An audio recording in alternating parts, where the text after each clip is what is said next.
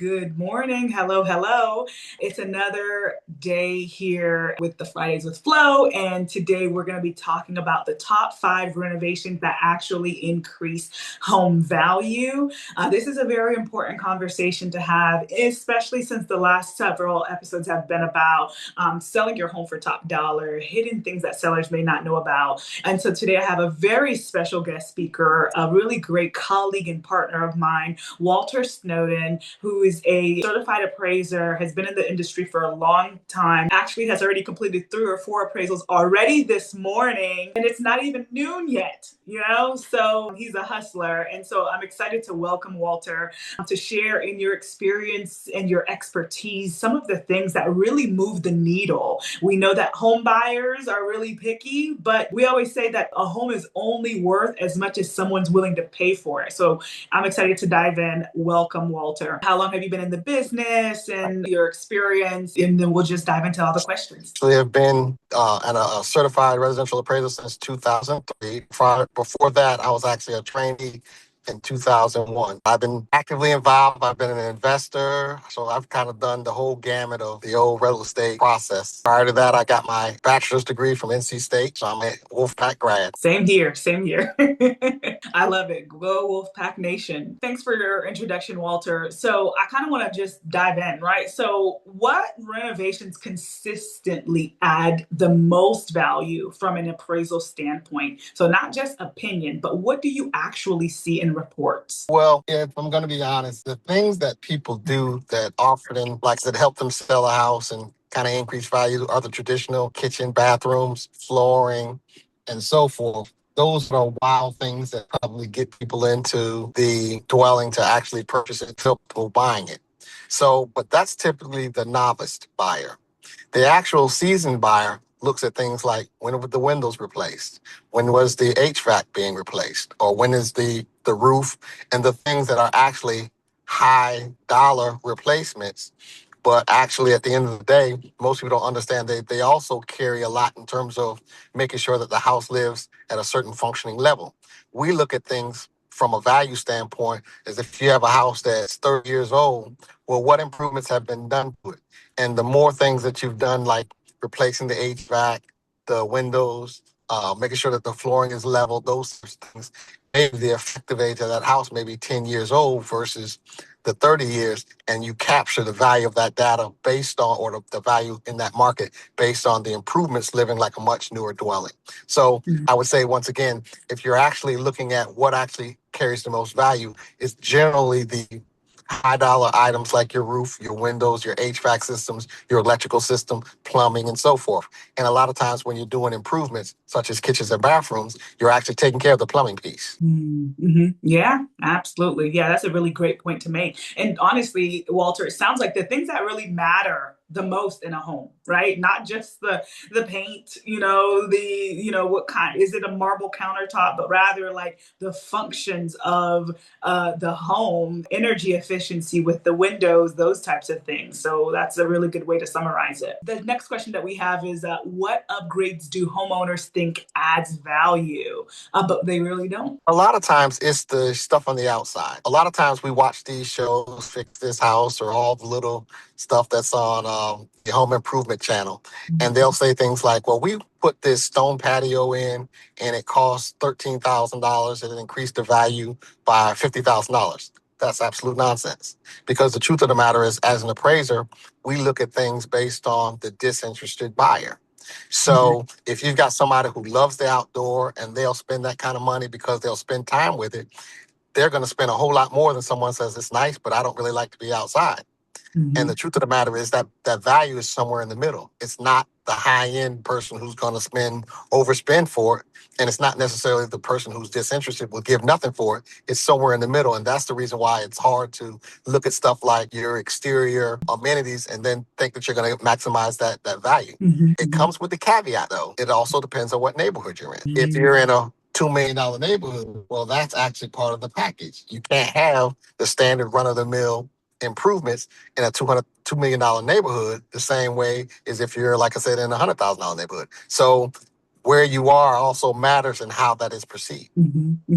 That's a really good point to make. Neighborhoods, it's something that people don't think about, right? Especially investors or, people who are home buyers but have an investor mindset that think, okay, let me go buy this, home in a very cheap neighborhood, but it's a really bad neighborhood and I'm going to just upgrade it and make a ton of money and sell it. What do you say to that, Walter? I think that you really have to kind of do your homework. I think the biggest example that I've run across is that I was in a tough neighborhood where the person had went in and put marble flooring throughout the whole house. This is when houses were selling for like $50,000 in that area. And so even though they've done this bang up in terms of putting marble flooring, updated the kitchen and bathrooms, because you're in a neighborhood where it was not supported, you may have topped out at $80,000 or $90,000. Even though, like I said, the improvements may have brought it to 120 or 130 at the time somewhere else. Who you're marketing to and where you're marketing also impacts how much you're actually ultimately going to get. And sometimes there's a cap in certain markets. That's a good point to make. Yeah. I mean, thinking about where you're buying, where you're investing, and the upgrades and investments you're making for that neighborhood is a really important thing to keep in mind. Because, like you said, Walter, not the same in every market. I mean, I know I came across that scenario when I purchased an investment property out in Rocky Mount, North Carolina. And, things over there, it's a highly renters market. So a lot of investors infiltrate that market. I purchased that home, renovated it. I didn't do high end things, just your standard full upgrade, but standard. But because of the scope of the cost of the project, I was really trying to ensure that I got that maximum top dollar value for that home. But because that neighborhood had never seen a home sold at $200,000, it was a push to try to get anything over. Granted, I have it, I keep it, it's a rental. So in my scenario, I'm better off keeping it as a rental and getting the income to come in and pretty much pay off that return on investment versus selling it and pretty much losing the possible profit there. But that's because that was a great example of, going into a market, even though that was like a very standard renovation, because of the going way over budget and I didn't get it for as low of a price. The buyers are not willing to pay that. They're not used to that. The people of Rocky Mount are not used to paying, especially if we're within that subdivision. And then on the other side of that, Walter, is getting it rented, right? Because now we're thinking, okay, surely I should be able to get $1,700 a month for rent. But the people of Rocky Mount are not used to paying that. They're used to $700 a rent at an actual $700 a month for rent. I had an actual conversation with somebody who laughed when I told him 1650, and he said he busted out laughing like, "What is that house, like 10 bedrooms or something?" And he's like, "With that price, I could buy a house." I'm like, "You should," and I'm a realtor. I can help you. So once again, you're absolutely right. Knowing your market is just as important as how you play in your market.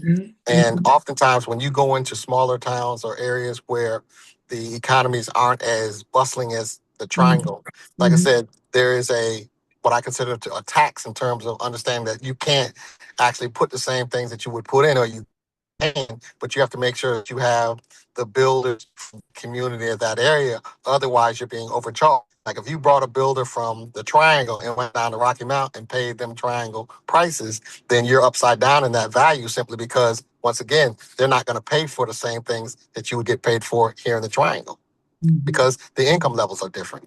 Yeah. Moreover, the expectations are different. Yeah. Yeah. Absolutely. Very different from market to market and sometimes from zip code to zip code within the same city. Yeah. Yeah. Yeah. There's a difference between being in Nash and being in Edgecombe. Vastly Right. different. Even though the city is actually, subdivided by 301. Vastly different. Mm-hmm. Mm-hmm. Vastly different. Yeah. So, Walter, if a seller has a limited budget, where should they focus on to get the best return on their investment? I would say first and foremost is the maintenance of the dwelling. If there's anything that's wrong with the house, that's the first place that you start. Because bottom line is that you can have a great house that's not necessarily been renovated, but everything's in good condition and functioning properly. One of the red flags from my standpoint is if I go there and there's some damage, that makes me feel like the house isn't well maintained, no matter what condition some of the improvements have been in. So what does it matter that you go in and you update your kitchen and your bathroom, but the siding on the outside of the house has holes and shows deferred maintenance, or your roof looks like I said, it hasn't been replaced in 20 years. It's like a person who's going to be more excited about the house actually being functional with the expectation that I can come in and customize and update XYZ, but what I don't want to buy is a problem. Yeah, yeah. That's a good point to make for sure. And oftentimes we see it every day when we view a property and, something looks great and then we get inside and we're disappointed with something else. It's like, wait a second, they spent money on this, but they didn't do that. They're going to make comments about it. Buyers are going to make comments about it. So I've got one last question for you, Walter. How do appraisers evaluate renovations? Is it like a dollar for dollar or more about market perception? Which one weighs heavier? It's actually market perception. And the reason being is that what you put into something is based on how the market accepts it. And that's also based on location. Once again, I'll go back to if you're in a $2 million neighborhood, you actually have a whole lot more flexibility in terms of what you put in the house, simply because with that price point, you have more people that are affluent and have money to spend and will spend on things that are upgrades or renovations or improvement. Conversely, if you're actually in Rocky Mount in that same area that you've been in, it's like no matter what you put into it, this is the cap. This is all that I'm willing to spend. And as a result, the extras or the frills that you put in it really don't matter because I'm not willing to pay for those different frills. So once again, it's always about your market to dictate what's actually in your best interest to put in that property. And if you're not sure, that's when you actually should engage someone to consult, like an appraiser or even a realtor. So that way they can kind of do the research and make sure that they understand that, there's a cap here. If you go and you do any type of search in terms of what's sold or whatever, you can get a feel for, well, I'm trying to put this in it and I'm going to spend $200,000 and the mark that I'm trying to get four out of it. And an appraiser can look at it and say, well, the highest thing that's sold in this general area is 350. So if you're expecting four, chances are you're not necessarily going to get it unless there's some extenuating circumstances that allow us to look beyond this. But even then, it's still being pulled down by what's around it. Yeah, those are some really great points to make because oftentimes sellers think their home is worth more. And I mean, why not, right? Because one of the things that you get with home ownership is pride, right? Of that this is yours. This is something that especially when you were the one who invested in it. I know that I bought this condo here in Cary and I've invested a good bit of money into it twice. I've done renovations now. And so, of course, immediately I think surely it's worth $300,000. Now I bought it for $240,000. But the thing is, if the market's telling me it's not even worth $290,000, then no matter how much money I've spent, the bottom line is the way condos are perceived, even though this is a really great market, one of the more affluent neighborhoods, there's a lot of amenities. There's a trail behind my yard. Like there's no neighbors behind me. Like there's so many other great incentives and things. But if the market is saying no, in spite of the investments I've made in the renovations, then that's the real truth right there, which goes back to what I said earlier about a home being worth as much as someone's willing to pay for it. Would you agree, Walter? Do and I also want to take in consideration, or you take into consideration, what is it competing against? If you're in a market where there's lots of new construction, where there's lots of townhomes that are actually being built, and you're competing against new construction versus something while it's actually in immaculate condition and actually has been well maintained, renovated, and all that good stuff. The problem is that you're competing against someone who's got 200 townhomes spread out within a 5 to 7 mile radius, and that impacts older established. So sometimes it's not even a matter of something that's going on in your market or in terms of the immediate neighborhood as much as what can I get in lieu of this. Yeah, absolutely. And it's so tough to look at what's going on right now. And actually, this started, I think last year, 2024 and 2025, where we saw all those homes that were built in 2021 and they sold for crazy asking price, right? And now some things have shifted in life for that homeowner and they need to move out, they need to sell, they're trying to get rid of it. But new homes are being built and now they're selling for less than what that person paid for. And so that seller is trying to get back at minimum what they've invested and also covering the real estate agent commission and fees to close on the home. But the new homes are being listed for tens of thousands less and within the same neighborhood, within the same subdivision. But the period of time of it being 2 years or 3 years that's gone by is really a hindrance for sellers. How often are you seeing that, Walter? Well, I'm seeing it some, mainly because we had almost a once in a lifetime event in terms of the increases in pricing. And it was like the perfect storm between having a lot of buyers in the market with plenty of money because they couldn't spend their money because of COVID, builders not having enough inventory on hand to actually make sure that they can meet the demand. And so you had this super rise in all of the price points because the demand was so much greater than supply. Well, now we're in a situation where supply is actually so much more greater than demand. And as a result, those folks that actually went in and spent $50,000 more than what the house was worth at the time that they bought it are now seeing that the softening of the market, they may not necessarily be upside down by $50,000, but they're still having to come to the table. And at that point in time, their best option actually is probably to rent it to where they get somebody to actually pay some of the covering costs until they can actually sell it and make a profit or break even. But those are kind of the gambles that you make when you buy in a market where you are the supply is far less than demand. And like I said, that forces you to make decisions if you're going to play in that market. Yeah, absolutely. And right now, I'm seeing where townhomes in the Raleigh, Durham area come back appraised in the low mid 200s, which is something that we haven't seen in a while. You know, this is the last thing I do want to get your thoughts on because during the pandemic, we saw, 2 bedrooms, 2.5 bath, nearly 3 bedroom townhomes in really nice areas of Durham and Raleigh go from, 189,000 price point up to $100,000 in increase at 280s price point. And now I have buyers under contract right now for something at 205 and really nice area, quiet, well maintained. And that appraisal came back just $5,000 above what we're buying it for. And so some of us are like stunned, like, oh my God, you're kidding. I mean, what do you say to that, Walter? Most people don't really understand how much the federal policies that have changed in the last 12 to 18 months have impacted us, significantly. The best example is look downtown Durham. Downtown Durham was thriving and bustling, new restaurants, all the new construction and so forth. Well, take away those grants from Duke. So if the federal government is no longer providing grant research and so forth, well, what does that do to that downtown area? What is it doing to the RTP? There was a lot of land in RTP that was actually earmarked for research and development. They're turning them now into condos and residential because that money's no longer there to provide the increase in job opportunities out in the RTP. Well, if you've got all this quote unquote improvement that you've had planned and then the money dries up because Duke runs Durham in terms of a lot of infrastructure. So if Duke actually no longer has that research and development money, look at the downtown, how it's now closing down. There's not as many restaurants downtown.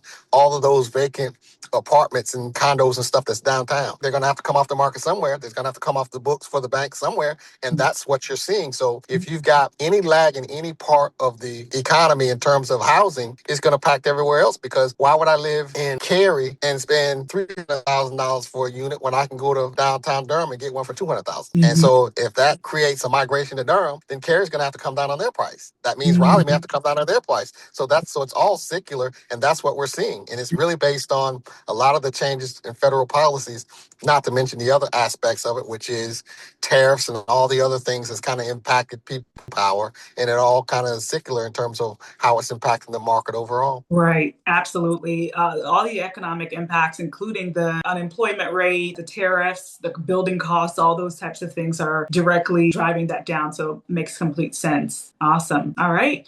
Thank you again, Walter. I appreciate you tuning in with me today. This has been a wonderful session. I want to encourage anybody who has any questions for us, comment below and reach out to us if there's anything we can support you with. Walter's local here in the Raleigh-Durham community, and we often partner for in-person networking events and sessions, empowering sellers, homeowners to understand what really matters when pricing the home. So just tune in. And that being said, next week, Friday, the topic for Fridays with Flo is going to be how to price your home right the first time. So tune in next Friday. Friday at noon for another session with us. And that's it, y'all. Have a wonderful weekend. And don't forget to like and subscribe and tune in again soon. All right. Thanks so much.